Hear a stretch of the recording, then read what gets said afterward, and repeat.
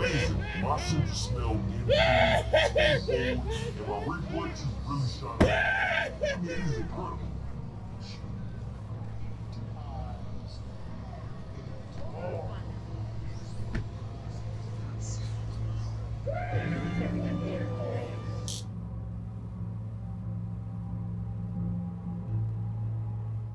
Hi, I'm Daniel Mueller. I'm one of the entertainment designers at Knott Scary Farm. Actually, art director. One of the art directors at Knott Scary Farm. This is the zoo, my latest maze for 2025. The inspiration came from movies like Island of Dr. Moreau. There's also a movie called, I think, Shattered, that is about, it's kind of set in an abandoned zoo. That always put in the back of my mind, hey, this is a really, really creepy place to put a haunt. So that's the impetus for the zoo.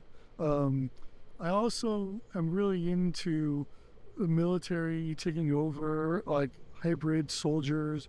And that's the basic storyline, is when soldiers come in, they are recruited to go in and change into hybrid creatures, but everything goes wrong and the monsters start to attack.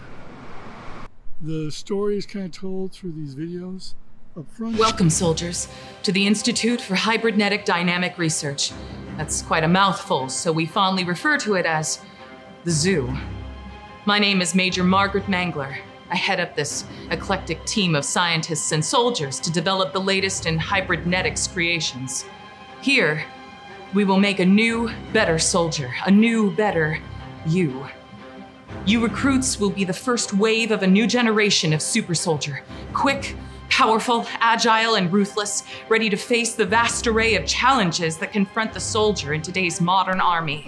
Basically, the animals have chewed through the power cable. They're fighting to get into the power center, and they succeed, and they turn off all the lights. They have night vision, so they should be able to see clearly, and everything goes to hell in a handbasket.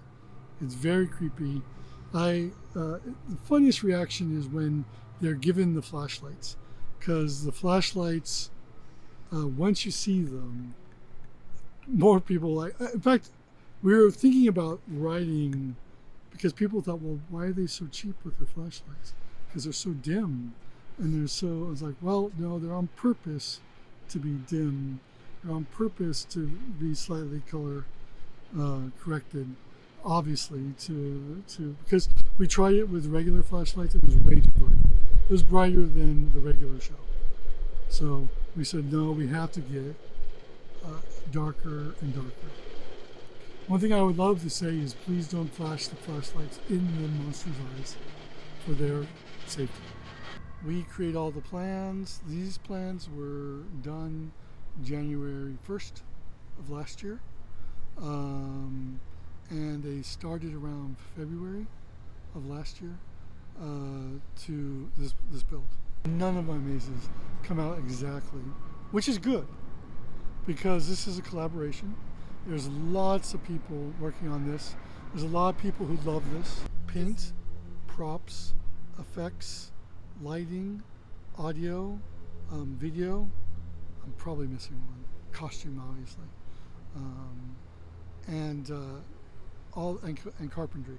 All those combined to make what we see here. A major contributor was glow. The paint is so incredible in this maze, that it is. She's a collaborator. These are my daughters. Penny and Molly. So, does the vision come out perfectly? Absolutely not. Usually better. Here, what we did. So we had, this was a leftover from Valdonia, Bloodlines, and it was a track that just went right up here. Just up and down this hole, a flyer vampire. But I was like, well, obviously we're going to do this for birds. But I got greedy and I said, hey, we have this whole huge truss system, and that's just meant to buttress it, to strengthen this one. And that was already there. But why can't we just put a bend track and see if it can make an L? And like, of course we can do that.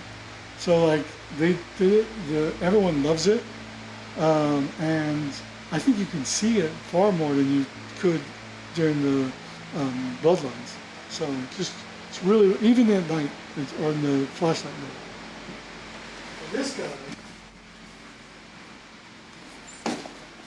is crazy animatronic. Originally was a coyote head. There's a coyote head underneath it, right? But the producers thought it was a little too one animal, and we don't want to say it's an animal, so we wanted to create a hybrid. So we went across to wardrobe, found one of the cheapest masks, and I was like, yeah, let's just try it. And we just kind of put it on the jaw, and it literally fit perfectly. And we just kind of glued it on, added a bunch of feathers and a weird claw here, and you know, it does this and moves. It's just very creepy. But this is the surgical, vet surgical lab. So this is when they're sewing people together.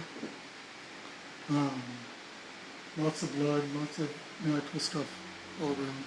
This was one of the first props that got brought into the minis. It was done by a great prop person. Her name is Jill. She, if you remember Doll Factory, she was like the main doll of Doll Factory. We have a lot of people who start as monsters and then come in to build mazes. It's sort of one of our secrets is how much people love, you know, what they do here and building it and, you know, making it, you know, really nice. There's a lot of creepiness. There's kind of weird coarse hairs coming from this. It's like, oh, it's kind of cool, rosy. They love their jobs, so the prop people, obviously. We made all these original for the maze. There's a kangaroo. Oh no, there's a giraffe one over there. These came from Waxworks. I think they're probably better here. They fit better here than they do in Waxworks. And this big guy. Sort of what we call a showstopper, something that really catches your eye, throws you off, and there's plenty of scare spots everywhere here so when you're distracted by them, they get you from behind. We have all kinds, this is a fake one, but we have all kinds of buttons around here that you can push just to have like a little interactivity, and this is a remnant of the old zoo. So, in fact, this one doesn't work, but the other ones, the aquarium, the birdcage one, and the bear one, they all work, and they give like a kind of a scientific name and what the bears are doing, and you know, little basic information. But it's all warbly and old, and kind of dies out. This is the aquarium.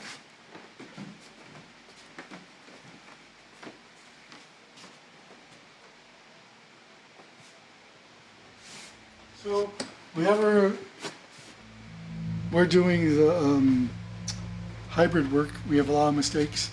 So they create a crematorium to throw everything away, and we get the lucky response of walking through the crematorium. So throughout the night it varies a lot, but sometimes it gets really dense fog. One thing that was kind of cool that we found was this contraption here, which is a geyser, fog, and light. Makes it look like a big explosion of flame, but it's on a yoke, so that means it moves anyway, so it looks like a flamethrower when it's on. So it's really cool because it's like a big stream of fog that's just going back and forth. This is sort of to mimic, you know, when animals are killed in a tunnel, but they've reversed it now. So all the animals are the humans going through. So all these people are trying to shock you and kill you as you go. We come to the sad part. These are a lot of our past monsters that have passed away. So as a tribute to a lot of our monsters over the years of haunt that have passed away, they're here. I knew a couple of them. I knew Haystack. He was our videographer.